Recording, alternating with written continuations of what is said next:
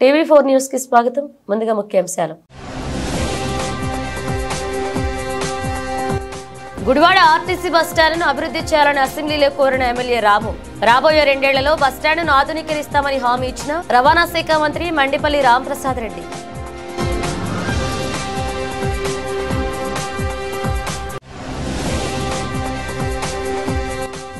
గాంధీనగర్లోని press club లో జరిగిన మానవ హక్కుల వేదిక ఉమ్మడి కృష్ణా జిల్లా 6వ మహాసభ. కేంద్ర రాష్ట్ర ప్రభుత్వాలు ప్రాథమిక విద్యా వ్యవస్థను నిర్వీర్యం చేస్తున్నాయన్న కార్యదర్శి రోహిత్.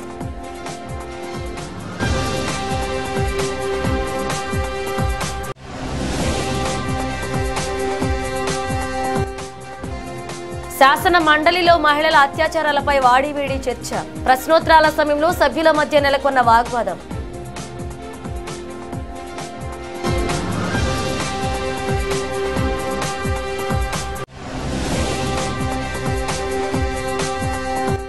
విజయవాడ పుస్తక మహోత్సవ గ్రంథాలయంలో కవితల పోటీల విజేతలకు బహుమతుల ప్రదానం. కవి సమాజాన్ని అధ్యయనం చేయాలని సూచించిన సాహితీవేత్త మొండెపు ప్రసాద్.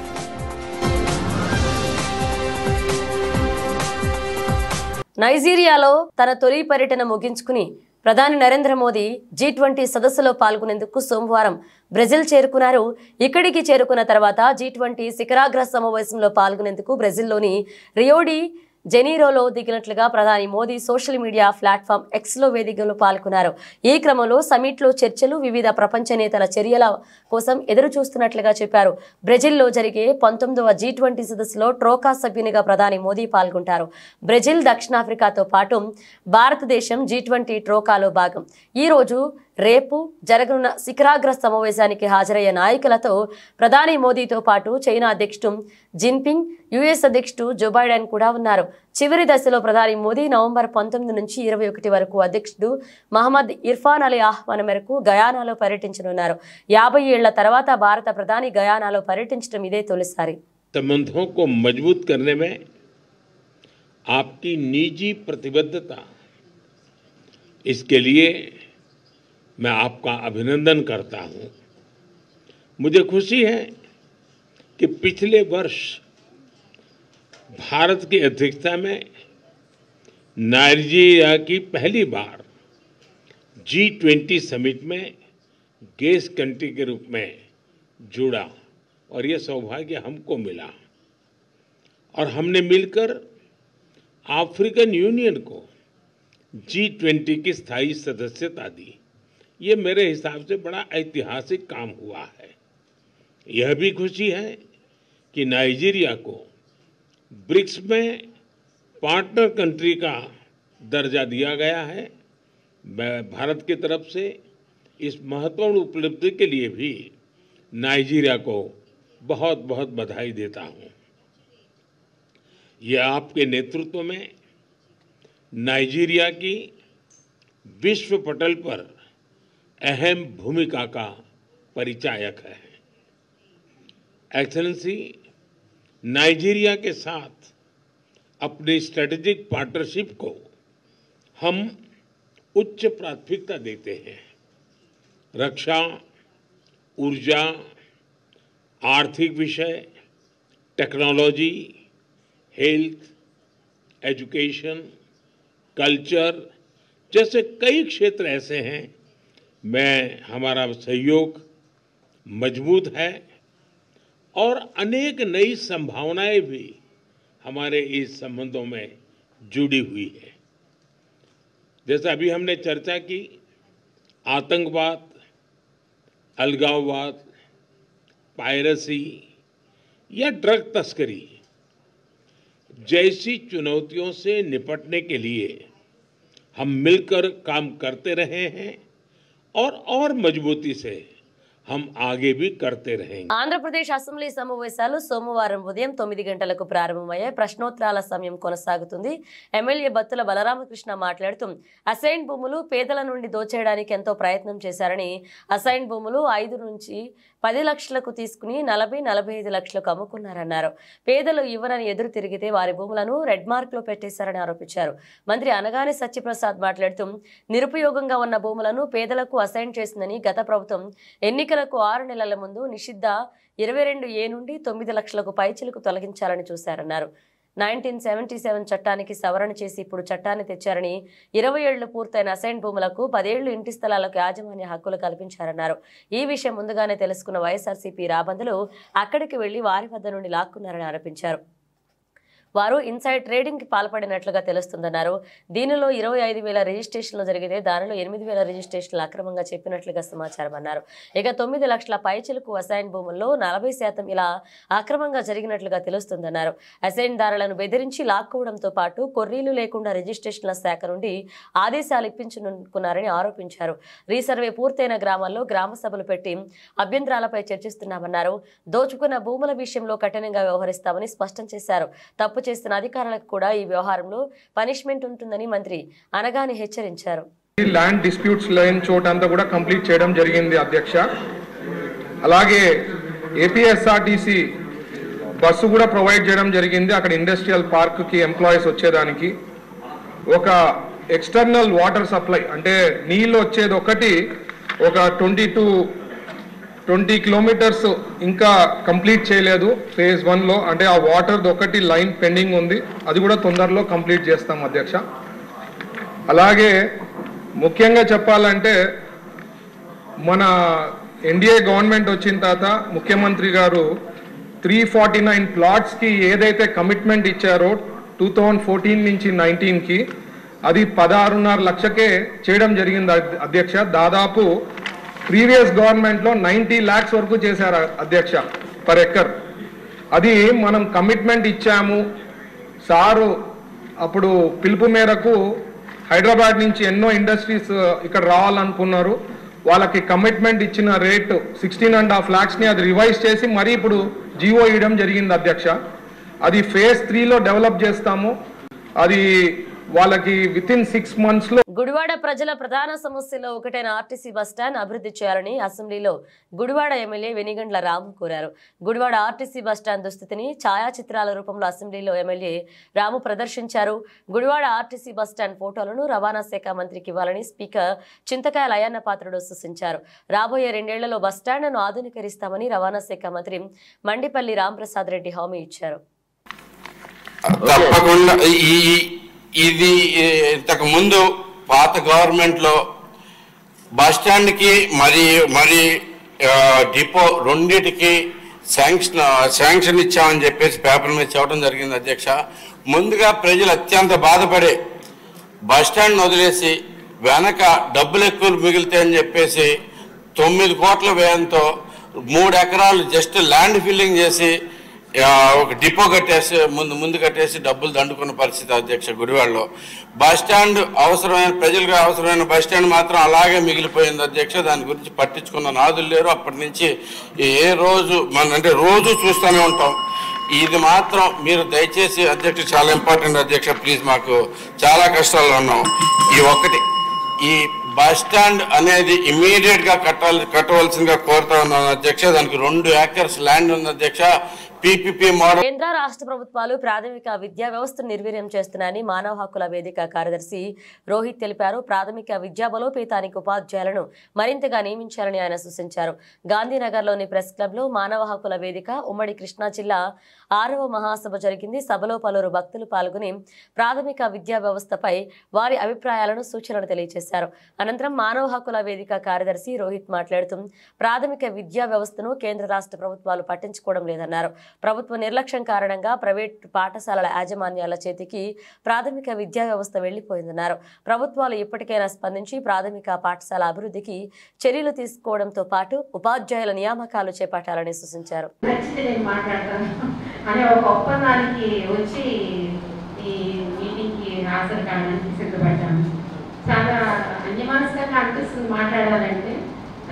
చాలా ఏళ్ల తర్వాత విజయవాడలో ఒక సభలో మాట్లాడటం, 4 ఏళ్ల క్రితం కల్చర్ల కోర్టేజ్ ఇష్యూ మీద మాట్లాడాం జరిగింది మీటింగ్, హెచ్ఆర్ఎఫ్ మీటింగ్. మళ్ళీ తర్వాత పెట్టలేదు బహిరంగ సభ. ఇది చాలా ఏళ్ల తర్వాత 4 ఏళ్ల తర్వాత జరుగుతుంది బహిరంగ సభ.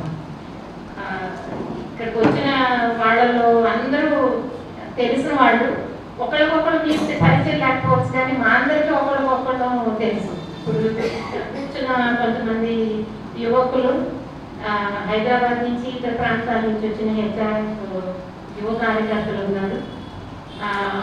వాళ్ళని ఒక్కొక్కరిని పరిచయం చేయడం సాధ్యం కాదు. కానీ ఆ యువ కార్యకర్తలకి నాకు పుట్టుమచ్చలు లాంటి, విజయవాడకి పుట్టుమచ్చలు లాంటి మోహన్ రావు గారు, ఖాదర్, ఆంజనేయులు, జగన్నాథ్ రావు గారు, పక్కన గుంటూరు నుంచి వచ్చిన జగన్నాథ్ రావు గారు పుట్టుమచ్చలు లాంటి వాడు ఈ ప్రాంతానికి. మోహన్ రావు గారు రాగానే ముసలైపోయాము అని పరిచయం చేసుకున్నారు. మా హైదరాబాద్ నుంచి వేరే ప్రాంతాల నుంచి వచ్చిన కార్యకర్తలకి చెప్పాలి ఆయన ఎవరు అనేది. ఆయన సూరత్నేని జనార్దన్ 1975లో గిరాయిపల్లిలో అమరుడైన ఆ కాలంలో ఎన్కౌంటర్లు చనిపోయారు. 5 చనిపేశారు గిరాయిపల్లి. జనార్దన్ గారి అన్న మోహన్ రావు. నమస్కారం అండి, నా పేరు రోహిత్, మానవ హక్కుల వేదిక ఆంధ్రప్రదేశ్ రాష్ట్ర కార్యదర్శిని. ఈరోజు ఇక్కడ విజయవాడ ప్రెస్ క్లబ్లో నవంబర్ 17వ తారీఖు నాడు మా ఉమ్మడి కృష్ణా జిల్లా 6వ మహాసభలు జరుగుతున్నాయి.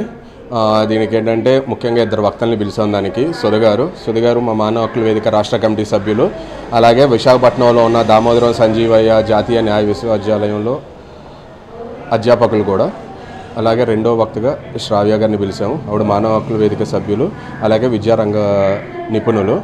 సుధగారు న్యాయమూర్తులు రాజ్యాంగ నిబద్ధత అనే అంశం మీద ప్రసంగించడం జరిగింది. మామూలుగా ఇప్పుడు న్యాయమూర్తులు, ముఖ్యంగా సుప్రీంకోర్టు న్యాయమూర్తులు, మొన్న ఇంకా సుప్రీంకోర్టు ప్రధాన న్యాయమూర్తిగా పదవీ విరమణ చేసిన ముఖ్యంగా చంద్రచూడ్ గారు మనకందరికీ బాగా తెలిసినట్టు ఆయన బాగా ఒక ఉదారవాదిగా అందరికీ కనిపిస్తారు. కాకపోతే వీళ్ళు రాజ్యాంగానికి కట్టుబడి ఉన్నారా, రాజ్యాంగానికి కట్టుబడి తీర్పులు ఇస్తున్నారా, లేకపోతే ఏదైనా రాజకీయ ఒత్తిడికి తలొగ్గి తీర్పులు ఇస్తున్నారా? అసలుకి మన ముఖ్యంగా అప్పర్ జ్యుడిషియరీలో అంటే పైస్థాయి న్యాయ వ్యవస్థలో రాజ్యాంగ నిబద్ధత ఏమాత్రం ఉంది, ఏమాత్రం మిగిలి ఉంది, దానికి ఎటువంటి చర్యలు తీసుకుంటే బాగుంటుందనే అంశమే సుధగారు మాట్లాడారు. తర్వాత శ్రావ్య గారు మన ప్రాథమిక విద్యా పరిస్థితి ఎలా ఉంది, నానాటికి మన ప్రాథమిక విద్యా పరిస్థితి తీసుకట్టుగా తయారవుతుంది అనేది మనకు తెలుసు. ముఖ్యంగా మనం ఎప్పుడు చూస్తూ ఉంటాం, 5వ తరగతి పిల్లలు 3వ తరగతి అక్కలు చేయలేకపోతున్నారు, లేకపోతే 2వ తరగతి తెలుగు వాక్యం ఒకటి రాయలేకపోతున్నారు, కూర్చోలేకపోతున్నారు, చదవలేకపోతున్నారని. దానికి కారణాలు వెతుకుతూ శ్రావ్య గారు ముఖ్యంగా ప్రాథమిక విద్యని ప్రభుత్వం పూర్తిగా నిర్లక్ష్యం. ప్రజలను నిద్రావస్థ నుంచి మేలుకొల్పే చైతన్య రచనలు రావాలని, అవి ఉత్తమ సాహిత్యంగా చిరస్థాయిగా నిలుస్తాయని సాహితీవేత్త మొండెపు ప్రసాద్ పేర్కొన్నారు. విజయవాడ పుస్తక మహోత్సవ గ్రంథాలయంలో ఎక్స్రే సాహిత్య సాంస్కృతిక సేవా సంస్థ ఆధ్వర్యంలో నిర్వహించిన కవితల పోటీల విజేతలకు బహుమతులు ప్రదానం చేశారు. ఆయన మాట్లాడుతూ కవి సమాజాన్ని అధ్యయనం చేయాలని సూచించారు. జీవితపు లోతుల్ని తేల్చేదిగా కవిత్వం ఉండాలన్నారు. న్యాయ నిర్ణేతగా వ్యవహరించిన జిల్లా sessions judge doctor M Rajender మాట్లాడుతూ కవికి అధ్యయనం కావాలని, తద్వారా మంచి సాహితీ సృజన కలుగుతుందన్నారు. చాలా మంది కవిత్వం అదొక ప్రొఫెషన్గా భావించే వ్యక్తులు ఉంటారు. ఆయన వృత్తిరీత్యా జడ్జి, సెషన్స్ జడ్జి అని చాలా బిజీగా ఉండేటువంటి వ్యక్తి. మరి అటువంటి వ్యక్తి ఆయన టైం స్పెండ్ చేసి ఈ సంవత్సరపు కవితలు సుమారుగా 400 కవితల నుంచి 11 కవితలు ఎంపిక చేయడం అనేది చాలా క్లిష్టమైన విషయం. That's a very trouble thing. దాంట్లో ఇది ఎవరిది అనేది కూడా తెలియదండి. రాయలసీమ భాష కావచ్చు, తెలంగాణ భాష కావచ్చు, ఉత్తరాంధ్ర భాష కావచ్చు, కోనసీమ భాష కావచ్చు. మరి దాన్ని బట్టి పక్షపాతాలు లేకుండా ఏ విధమైనటువంటి పేర్లు, ఏ విధమైనటువంటి మరి అభిప్రాయాలు లేకుండా పూర్తిగా కవిత్వానికే జడ్జిమెంట్ చేయడం అనేటువంటిది చాలా గొప్ప విషయం. స్వతహాగా ఆయన కవి.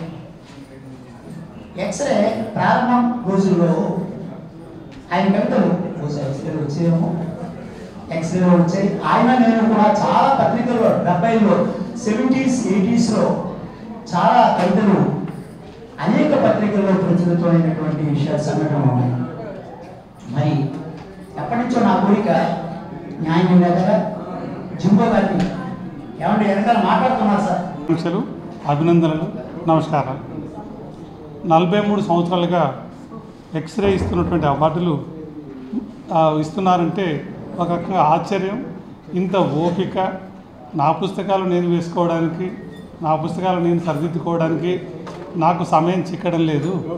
ఇంత ఓపిక వీళ్ళందరికీ ఉన్నందుకు, ముఖ్యంగా కొల్లూరు గారికి ఉన్నందుకు వారికి ప్రత్యేకంగా అభినందనలు తెలియజేస్తున్నాను. అదేవిధంగా ఈ పోటీలో పాల్గొన్న కవిమిత్రులకి, విజేతలకి అభినందనలు. ఈ పోటీకి నన్ను న్యాయనిర్ణేతగా ఉండమని కోరినప్పుడు నేను ఊపిరి సలపనంత బిజీగా ఉన్నాను. ఆయన ఏదో పొరపాటున చేస్తానన్నాను. పొరపాటున ఎందుకంటే కష్టమైన పని కాబట్టి. అప్పుడు 3 కొత్త చట్టాలు వచ్చాయి. నేను అప్పుడు తెలంగాణ స్టేట్ జ్యుడిషియల్ అకాడమీ డైరెక్టర్గా పనిచేస్తున్నాను. ఈ మధ్య మొన్ననే రిజైన్ చేశాను, కాస్త ఫ్రీగా ఉందామని చెప్పేసి. ఆ సమయంలో ఈ పోయమ్స్ పంపించారు. 3 కొత్త చట్టాలు మీకు తెలుసు అనుకుంటాను. బిఎన్ఎస్ఎస్, అది IPC, Indian criminal procedure code, evidence act, ఈ 3 కూడా మారిపోయిన సందర్భం. ఆ కొత్త పాఠాలు న్యాయమూర్తులకి చెప్పే దశలో ఉన్న దశలో నాకు ఈ సెలక్షన్ కోసం, ప్రాసెస్ కోసం వచ్చింది. ఈ ప్రాసెస్లో కొంత జాప్యం నా వల్ల జరిగింది. అందువల్ల కొల్లూరి గారికి, మిగతా విజేతలందరికీ కూడాను కొంచెం క్షమించమని కోరుతున్నాను. ఎందుకంటే నా వల్ల జాప్యం జరిగింది కాబట్టి. అయితే ఇది పకడ్బందీగా ఎంపిక అనేది జరుగుతుంది. నాకు అసలు ఎవరి పోయమ్స్ ఉన్నాయో తెలియదు, ఎవరో తెలియదు, ఏమీ తెలియదు. ఓన్లీ కవితలు మాత్రమే వచ్చినవి.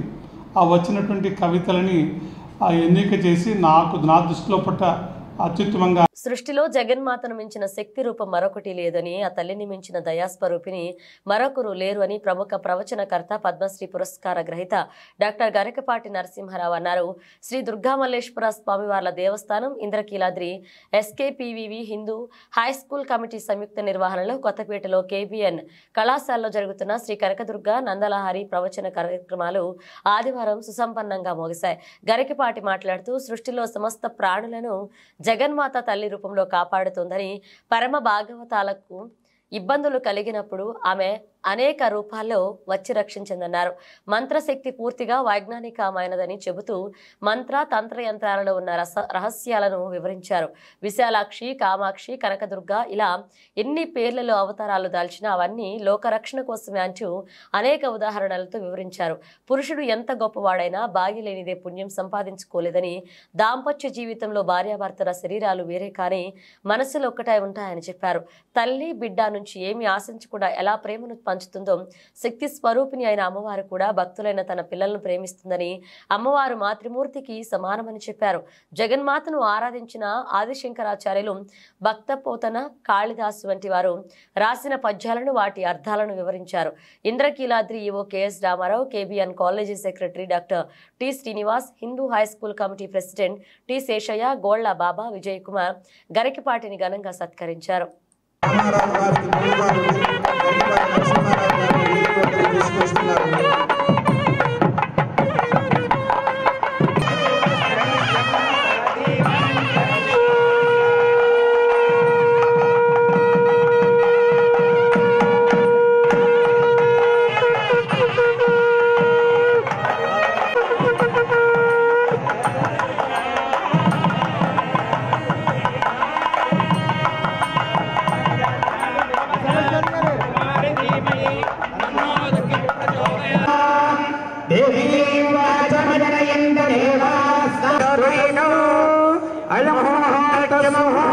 నవంబర్ 16 నుండి November 24 Vijayawada Malabar artist branded jewellery షోను ఇన్నర్ వీల్ క్లబ్ అధ్యక్షులు హరి చౌదరి, జి ప్రియా, సౌమ్య, నీలవేణి, కుసుమ తదితరులు, వినియోగదారులు, శ్రేయోభిలాషులు మరియు మల్బార్ గోల్డ్ అండ్ డైమండ్స్ ప్రతినిధుల సమక్షంలో ప్రారంభించారు. Malabar gold and diamonds Vijayawada షోరూంలో ప్రవేశపెడుతుంది ఆర్టిస్ట్రీ బ్రాండెడ్ జ్యువెలరీ షో, ఒక విశిష్ట ఆభరణాల ప్రదర్శన. ఈ ప్రదర్శనలో భాగంగా బంగారం, వజ్రాభరణాలు మరియు జాతిరత్నాభరణాలను ప్రదర్శిస్తుంది. ఆభరణాలు అద్వితీయమైన కళా నైపుణ్యతతో, అంతులేని హుందాతనంతో కూడినవని, నగిషి చెక్కిన ప్రతి ఆభరణం తయారు చేసిన వారి అనుభవం ఇంకా కళాత్మకతకి నిదర్శనంగా నిలుస్తూ ఈ షో యొక్క సందేశంని బలపరుస్తాయి. ఆర్టిస్ట్ షోలో ప్రత్యేక ఆకర్షణలుగా మల్బార్ గోల్డ్ అండ్ డైమండ్స్ వారి బ్రాండ్ల సహకారం, మైన్ ధృవీకరించిన వజ్రాభరణాలు, వివాహ మరియు పార్టీ సంబరాల కోసం ఎరా అన్కట్ వజ్రాలతో పొదిగిన విశిష్ట శ్రేణి, ప్రేష్య జాతిరత్నాభరణాల సముదాయం, ఎథ్నిక్స్ హస్తకళ నైపుణ్యాలతో తయారైన ఆభరణాలు, జోల్ ఆధునాతన డిజైన్లతో తేలికపాటి ఆభరణాలను ఇష్టపడే మగువల మనసులు దోచుకుంటాయి. డివైన్ భారతీయ ప్రాచీన సాంప్రదాయం వ్యక్తం చేసే ఆభరణాలు, ఇంకా చిన్నారుల కోసం స్టార్లెట్ పిల్లల ఆభరణాలు సమకూర్చుకున్నారు. ఈ ప్రదర్శన మల్బార్ గోల్డ్ అండ్ డైమండ్స్ విజయవాడలో 16 నవంబర్ నుండి 24 నవంబర్ 2024 వరకు నిర్వహించబడుతుంది. ఈ సంవత్సరం ఈ ఆర్టిస్ట్ షో సందర్భంగా ప్రతి కొనుగోలుపై ప్రత్యేక ఆఫర్లను పొందండి. బంగారు ఆభరణాల తరగు ఛార్జీలపై 25% వరకు తగ్గింపు, రత్నాభరణాలు, ఆన్ కట్ ఆభరణాల తరగు ఛార్జీలపై ఫ్లాట్ 25% తగ్గింపు మరియు వజ్రాల విలువపై 25% తగ్గింపు పొందండి. ప్రతి ఐటమ్ ఆర్టిస్టిక్గా ఉంటుంది. మనం ఏదైనా ఫంక్షన్కి వెళ్ళాలంటే లైక్ ధోతి ఫంక్షన్ అంటే మనకి A to Z అన్నీ దొరుకుతాయి. అట్లాగే బ్రైడల్ జ్యువెలరీ కావాలంటే మనకు ప్రతిదీ వీళ్ళు అరేంజ్ చేస్తారు. మనం చెప్పడం ఏంటంటే మన అకేషన్ చెప్తే వీళ్ళు మనకి A to Z అన్నీ సెట్ చేస్తారు. సో ఇవాళ నుంచి రేపు 29th వరకు 9 days ఆర్టిస్ట్ షో జరుగుతుంది. సో మనకి మంచి మంచి డిస్కౌంట్స్ ఇస్తారు. So east or west, Malabar is the best. So do visit Malabar Jewelry, Vijayawada, MG Road. Thank you. నమస్తే అండి. నమస్తే, నా పేరు నీలవేణి. ఆమె క్లాసికల్ డాన్సర్. ఇక్కడ యాక్చువల్గా అన్నీ కూడా సెలెక్షన్ చాలా బాగుందండి. కలెక్షన్ అంతా కూడా టెంపుల్ జ్యువెలరీ నుంచి మన డైమండ్స్ అన్ని రకాల జ్యువెలరీ కూడా ఇక్కడ మనకి అన్ని ఆర్టిస్టిక్ వేలో ఉన్నాయి. సో ప్రతి ఫంక్షన్కి కూడా మీరు ఏ ఫంక్షన్కైనా మ్యాచ్ అయ్యేట్టు జ్యువెలరీ దొరుకుతుంది. సో అందరూ విజిట్ చేసి మలబార్ గోల్డ్ అండ్ డైమండ్స్లో జ్యువెలరీ పర్చేస్ చేయండి. Thank you. Malabar gold and diamonds ఎప్పటి నుంచో చూస్తున్న brand. It's a global brand actually and very hand crafted jewellery. ప్రతి ఏజ్ గ్రూప్కి ఇక్కడ జ్యువెలరీ ఉంటుంది. So I suggest every one to visit Malabar gold and diamonds Vijayawada, MG road. Thank you. Malabar gold and diamonds Vijayawada వారు అత్యద్భుతంగా నిర్వహిస్తున్న ఒక షో, ఆర్టిస్ట్ షో. ఇది మనకి ఎవ్రీ ఇయర్ ఒకసారి పెడతాం. ఈ అవకాశాన్ని కస్టమర్లందరూ సద్వినియోగం చేసుకోవాల్సింది కోరుతున్నాం. Every jewellery has a heart అనమాట. అంటే ఒక ప్రత్యేకమైన నగలు, ఒక ప్రత్యేకమైన ఒక డిజైన్స్తో రూపొందించిన ఒక కాన్సెప్చువల్ థింగ్స్తో పెట్టిన ఈ షోకి అందరూ రావాల్సిందిగా కోరుతున్నాం. ఇది మేము ఏదైతే మేకింగ్ పైన ఉందో గోల్డ్ పైన అప్ టు 25% వరకు డిస్కౌంట్ ఇస్తున్నాం. అదేవిధంగా డైమండ్స్ ఉంది కదా, డైమండ్స్ పైన కూడా అప్ టు 25% వరకు ఆఫర్ చేస్తున్నాం. అదే రూబీ ఎమరల్డ్స్ అండ్ అన్కట్ డైమండ్స్లో ఫ్లాట్ 25% వరకు డిస్కౌంట్ ఈ ఆఫర్ నందు మేము కల్పిస్తున్నాం. ఈ ఆఫర్ అందరూ కస్టమర్స్ వినియోగించుకోవాల్సిందిగా కోరుతున్నాం. ఒక మంచి ఆఫర్ మీ ముందుకు వచ్చింది Malabar gold and diamonds Vijayawada నుంచి. Thank you very much. Amaravati walkers club నడకతో పాటు ప్రజల ఆరోగ్యం కోసం మెడికల్ క్యాంపులు ఏర్పాటు చేయడం అభినందనీయమని ఎమ్మెల్యే గద్దె రామ్మోహన్ అన్నారు. సామాజిక బాధ్యతతో వాకర్స్ క్లబ్ గొప్ప కార్యక్రమాన్ని చేస్తున్నారని చెప్పారు. కృష్ణలంక పొట్టి శ్రీరాములు స్కూల్ గ్రౌండ్ అభివృద్ధి చేయడం కోసం పనిచేస్తామని పేర్కొన్నారు. అమరావతి వాకర్స్ క్లబ్ ఆధ్వర్యంలో కృష్ణలంక పొట్టి శ్రీరాములు స్కూల్ నందు ఉచిత మెగా వైద్య శిబిరాన్ని నిర్వహించారు. ఈ వైద్య శిబిరాన్ని ఎమ్మెల్యే గద్దె రామ్మోహన్, జనసేన నాయకులు అమ్మిశెట్టి వాసు, టీడీపీ నేత బొప్పన బావకుమార్ ప్రారంభించారు. మణిపాల హాస్పిటల్ సహకారంతో బీపీ, షుగర్, కంటి, క్యాన్సర్ స్క్రీనింగ్ పరీక్షలు ఉచితంగా నిర్వహించారు. కృష్ణలంక వాసులు పెద్ద ఎత్తున వచ్చి వైద్య శిబిరాన్ని సద్వినియోగం చేసుకున్నారు. ఈ సందర్భంగా ఎమ్మెల్యే గద్దె మాట్లాడుతూ ఖరీదైన పరీక్షలకు కూడా ఉచితంగా అందించడం అభినందనీయమన్నారు. సామాజిక బాధ్యతతో వాకర్స్ క్లబ్ గొప్ప కార్యక్రమాన్ని చేస్తున్నారని చెప్పారు. వివిధ పరీక్షలకు ఖర్చు చేయలేక ఎంతో మంది ఇబ్బందులు పడుతున్నారని, అటువంటి వారి కోసం ఇలాంటి మెడికల్ క్యాంపులు దోహదపడతాయని చెప్పుకొచ్చారు. ఉదయం నడక ఎంతో మంచిదని తెలిపారు. పొట్టి శ్రీరాములు స్కూల్ గ్రౌండ్ అభివృద్ధి చేయడం కోసం పనిచేస్తామని పేర్కొన్నారు. అనంతరం బొప్పన బావకుమార్ మాట్లాడారు. నిమ్మల జ్యోతి మాట్లాడుతూ గద్దె రామ్మోహన్ లాంటి నాయకుడిని ఎక్కడా చూడలేదన్నారు. ఆయన ఎప్పుడూ కూడా తన స్టేటస్ ఎప్పుడూ చూపించరని, ఎప్పుడూ నీరాడంబరంగా ఉంటారని చెప్పారు. పని అంటే ఎమ్మెల్యే గద్దె రామ్మోహన్ చూసి నేర్చుకోవాలన్నారు. ఆయన మంత్రి అయితే నియోజకవర్గ అభివృద్ధి చెందుతుందన్నారు. ఈ అమరావతి వాకర్స్ క్లబ్ వారు ఇవాళ ఒక గొప్ప కార్యక్రమాన్ని ఇక్కడ ప్రారంభించుకుంది జరిగింది. మణిపాల్ హాస్పిటల్ అంటే మన విజయవాడ ప్రాంతంలో ఒక ఉన్నతమైన హాస్పిటల్స్. ఇవాళ అక్కడ ఆ పక్కన వ్యాన్ ఉంది. ఆ వ్యాన్లో క్యాన్సర్ డిటెక్షన్ మిషన్ ఉంటుంది. దాంట్లో ఎర్లీ స్టేజ్లో కనుక మనం ఐడెంటిఫై చేస్తే ఇమీడియట్గా శాశ్వతమైన క్యూర్ కూడా జరిగే అవకాశం ఉంటుంది. అలాంటి వ్యాన్తో మనం ప్రైవేట్గా వెళ్ళి పరీక్ష చేసుకోవాలంటే 50,000 లేనిదే ఆ పరీక్ష పూర్తవుతుంది. అదేవిధంగా లోన ఈసీజీ కానివ్వండి, లేకపోతే ఎక్కువ కానివ్వండి, బ్లడ్ టెస్టులు కానివ్వండి, ఇవన్నీ కూడా వాకర్స్ క్లబ్ వారు, వాకర్స్ క్లబ్ అంటే పొద్దున్నే 1 గంట నడుచుకుంటారు, వెళ్ళిపోతే ఇళ్ళలో వాళ్ళు పని చూసుకుంటారు. కానీ సామాజిక బాధ్యతతో 10 మందికి సహాయపడే ఉద్దేశంతో ఈ మల్టీ హెల్త్ క్యాంపుని పెట్టడం చాలా గొప్ప విషయం. ఇలాంటి క్యాంపుల వలన అనేక మంది పేదవారికి 10,000 నుంచి 20,000 30,000 కూడా కలిసి వచ్చే అవకాశాలు ఉంటాయి. వాళ్ళు 5,000 10,000 ఖర్చు పెట్టలేక హాస్పిటల్ టెస్ట్ చేయించుకోలేక వాళ్ళు రోగాన్ని లోనే ముదిరిపోయి ప్రాణం పోయే స్థితికి వచ్చే పరిస్థితుల నుంచి కాపాడబడేదే ఈ యొక్క హెల్త్ క్యాంపు. మరి జ్యోతిక గారు కానీ లేదా క్లబ్ సభ్యులు అందరూ కూడా దీన్ని సమిష్టిగా ఎంతో ఉత్సాహంగా నేను చూస్తున్నా వచ్చిన కానీ ఇదేదో వాళ్ళ ఇంట్లో పెళ్లి కార్యక్రమం జరుగుతున్నట్టుగా అంతంత హుషారుగా గబా నడిచి వెళ్ళి ఇక్కడ పరీక్షలు చేపిస్తూ ఉన్నారంటే అది ఎదుటివారి మీద ఉన్న ప్రేమ, దానికి చిత్తశుద్ధి అనేది మనకు కనపడుతూ ఉంది. ఏదేమైనా కూడా ఈ క్లబ్బు అమరావతి క్లబ్బు ఈ స్కూల్లో ఎప్పటి నుంచో వాకింగ్ చేస్తూ మరి వాకర్స్ కూడా ఫెసిలిటీస్ కల్పించే విధంగా ఎవరు ఏ ప్రభుత్వం ఉన్నా కూడా వాళ్ళని రిక్వెస్ట్ చేసి ఏర్పాటు చేస్తూ వీరి కోసం కేవలం ఈ వాకర్స్ కోసం వీళ్ళు చేస్తున్న సర్వీస్ కోసం ఇక్కడ అనేక మంది ప్రజలు ఈ గ్రౌండ్ని ఉపయోగించుకునే విధానం ఆరోగ్యం యొక్క బాగుపడటానికి ఉదయాన్నే నడక అనేది చాలా ముఖ్యమైనదని అందరూ చెబుతూ ఉంటారు. ఆ చెప్పిన దాని ప్రకారం వాళ్ళ ఆరోగ్యం కోసం ఈ గ్రౌండ్ని ఆంధ్రప్రదేశ్ అసెంబ్లీ సమావేశాలు సోమవారం ఉదయం 9 గంటలకు ప్రారంభమయ్యాయి. ప్రశ్నోత్తరాల సమయం కొనసాగుతుంది. అయితే శాసన మండలిలో మహిళలు అత్యాచారాలపై వాడివేడి చర్చ జరిగింది. ప్రశ్నోత్తరాల సమయంలో సభ్యుల మధ్య వాగ్వాదం మొదలైంది. ఈ విషయంపై హోంమంత్రి వంగలపూడి అనిత మాట్లాడుతూ ఏపీలో జగన్ ప్రభుత్వం కంటే ఈ 5 నెలల కూటమి ప్రభుత్వంలో క్రైమ్ రేటు చాలా తగ్గిందని మంత్రి అనిత స్పష్టం చేశారు. అదేవిధంగా అధ్యక్ష చాలా ఇష్యూస్ ఉన్నాయి అధ్యక్ష, మీరు చెప్తున్నారు. ఇందాకే అమ్మ నేను లాస్ట్ లో మాట్లాడతా. ఈ రోజు అదేవిధంగా అధ్యక్ష గౌరవ సభ్యులు పోలీస్ డిపార్ట్మెంట్ నుంచి వచ్చారు. ఒక కేసు వచ్చిన తర్వాత దాని ఇన్వెస్టిగేషన్ చేయాలి, దాని గురించి సంబంధించి ఛార్జ్ షీట్ ఫైల్ చేయాలి. ఫోరెన్సిక్ డిపార్ట్మెంట్ నుంచి మనకి రావాలి అధ్యక్ష, రిపోర్ట్లు కూడా రావాలి.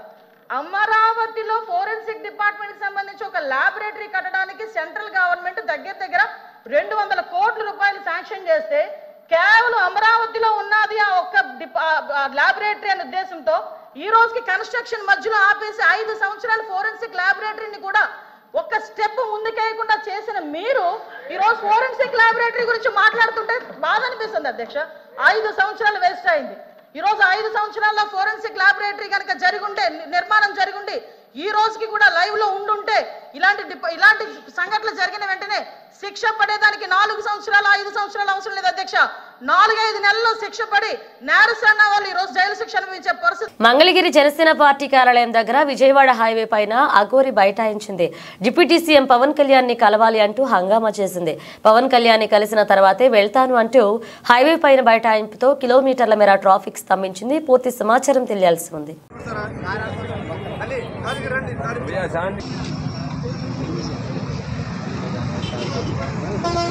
బులెటిన్ ముగించే ముందు హెడ్లైన్స్ మరోసారి. గుడివాడ ఆర్టీసీ బస్టాండ్ను అభివృద్ధి చేయాలని అసెంబ్లీలో కోరిన ఎమ్మెల్యే రాము. రాబోయే 2 ఏళ్లలో బస్టాండ్ను ఆధునీకరిస్తామని హామీ ఇచ్చిన రవాణా శాఖ మంత్రి మండిపల్లి రాంప్రసాద్ రెడ్డి.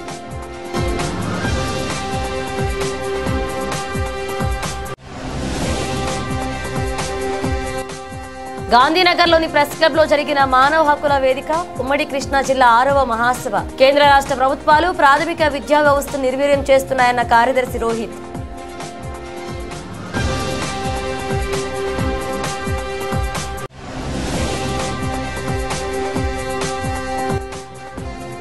శాసన మండలిలో మహిళల అత్యాచారాలపై వాడివేడి చర్చ. ప్రశ్నోత్తరాల సమయంలో సభ్యుల మధ్య నెలకొన్న వాగ్వాదం.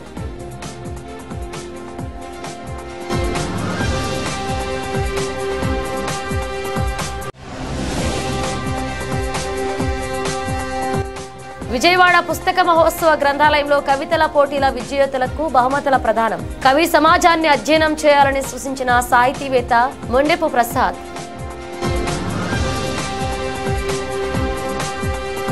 ఇవి బులెటిన్ అప్డేట్స్. మరిన్ని అప్డేట్స్ తో మళ్ళీ కలుద్దాం.